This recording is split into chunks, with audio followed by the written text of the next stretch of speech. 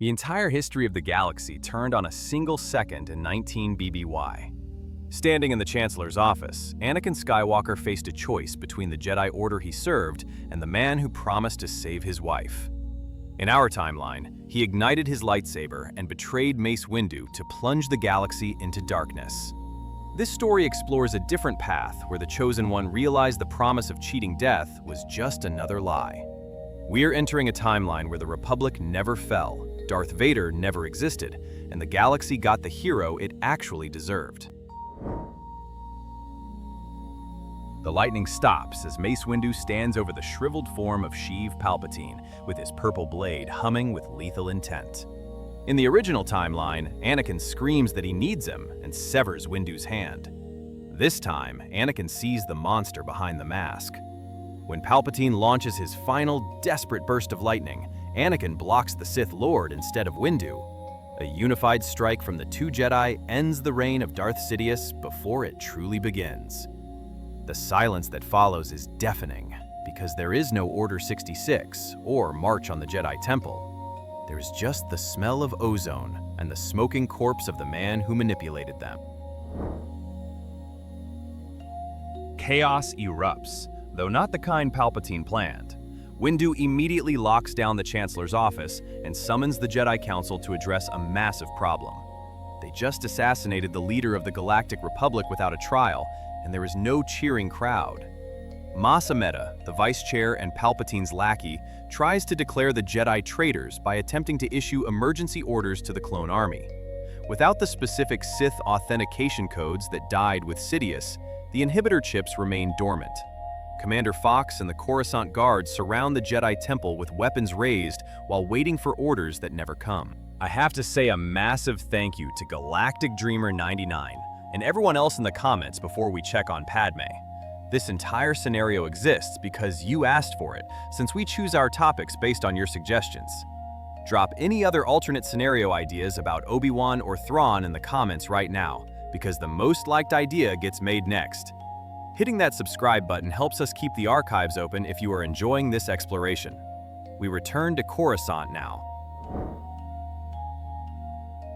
The nightmare that drove Anakin to the brink never happens. Without the crushing guilt of betraying the Jedi or the physical trauma of the Force choke on Mustafar, Padme Amidala survives. Anakin rushes to her apartments as a terrified husband rather than a Sith Lord. He confesses the truth about the plot and the Chancellor. The stress sends her into labor, but this time she is in the finest medical facility on Coruscant, surrounded by medical droids and her husband. Luke and Leia are born in the heart of the Republic, instead of hiding on an asteroid. She names them and looks at Anakin to see the man she married, rather than the monster he was becoming. The truth inevitably surfaces. Anakin must accept the consequences now that the immediate threat of the Sith is gone. He stands before the Jedi Council, including Yoda and Mace Windu, to admit to his marriage. This would be grounds for immediate expulsion in the original timeline, but the Council is shaken. They just realized they were blind to a Sith Lord ruling them for over a decade. They see that Anakin's attachment, which was the very thing they forbade, is what saved Mace Windu's life. He chose love for his friends over power. Yoda realizes that the rigidity of the code is what nearly destroyed them. They do not expel him, although he still faces disciplinary action. The Jedi launch a full investigation into Palpatine's private files, while the politicians argue. They find the blueprints for the Death Star, communications with Dooku, and the truth about the inhibitor chips. Anakin calls Captain Rex immediately as the memory of the Clone Fives who tried to warn them returns. The Jedi Order halts all military operations so clone troopers can be recalled to undergo mass surgery to remove the chips. This complex operation saves the soul of the Grand Army. The clones are victims of a Sith plot rather than discarded tools, and the Republic owes them a debt that can never be fully repaid. The Siege of Mandalore ends differently alongside these events. Ahsoka Tano captures Maul, and her journey home is not interrupted by Order 66. She arrives on Coruscant to find a Jedi Order that is chaotic but alive. The reunion between Anakin and Ahsoka is a defining moment in this new timeline. She brings them Maul, who laughs and screams that they are fools for thinking the conflict is over just because Sidious is dead. Seeing Anakin in the light holding his children proves Maul wrong. Ahsoka stays as a liaison between the Council and the outside world, rather than rejoining the Order immediately. The Separatist Council on Mustafar is left waiting for a message that never comes without Sidious to direct them. They are not slaughtered by a hooded Vader because the Jedi track Palpatine's transmission logs directly to their hideout. Anakin and Obi-Wan arrive to arrest them rather than assassinate them. Newt Gunray and the Techno-Union leaders surrender without a fight in their confusion. The droid armies are deactivated using the master codes found in Palpatine's office.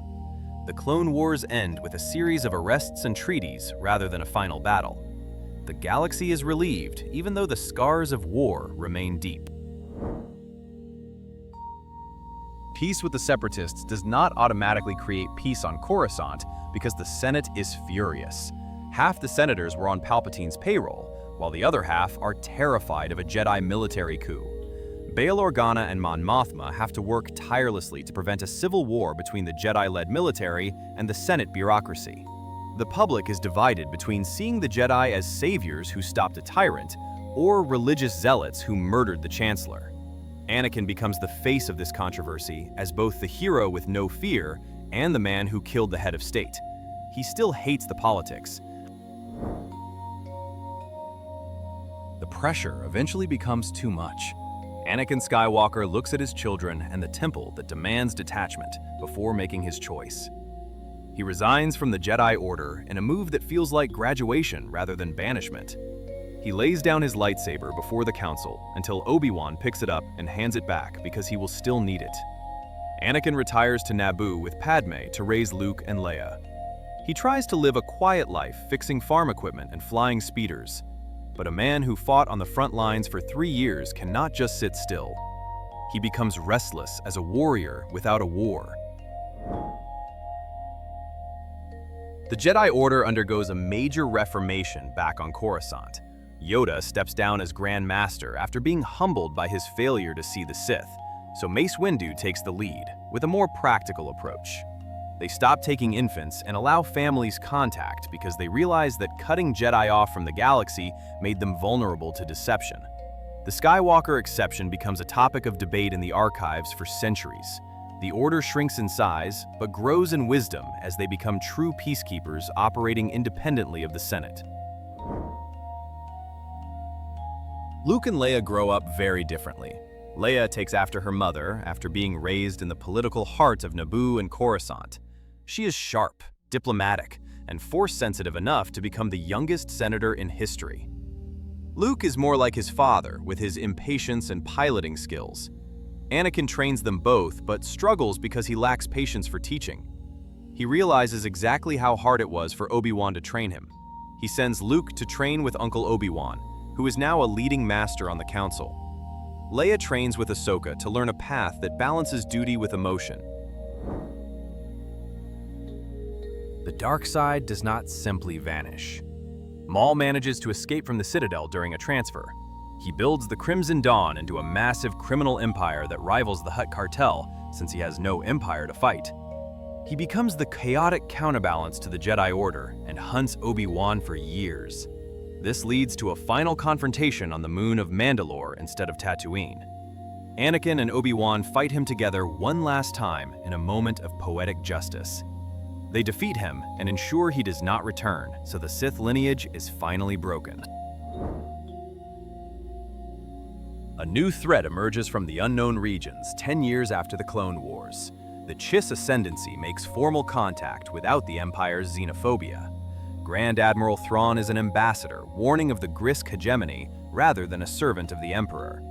The Republic ignores him due to war weariness, but Anakin Skywalker listens. Anakin comes out of seclusion because he is bored with retirement and senses a threat to his family. He rallies the remaining aging clones like Rex and Cody to lead a volunteer fleet alongside Thrawn. This creates a formidable alliance between the Chosen One and the Master Strategist. Anakin's life becomes the complex struggle of a man with intense emotions rather than the tragedy of Darth Vader. He never becomes a master of the Order or rules the galaxy, but he achieves the happiness Vader never could. He grows old and sees his children surpass him. He watches the sun set on Naboo with Padme while holding her hand. His mechanical arm is no longer a symbol of loss, but simply part of his history. He brought balance to the Force by forcing the Jedi to evolve and preventing the Sith from rising rather than just destroying them. The galaxy in 45 ABY looks radically different. There is no First Order, and the New Republic is free, despite being messy and bureaucratic. Alderaan is still beautiful, and the Jedi Temple stands tall on Coruscant. It is filled with a new generation of knights who are allowed to know their parents. Han Solo is likely a smuggler who had an encounter with a Jedi Knight named Luke without ever joining a rebellion.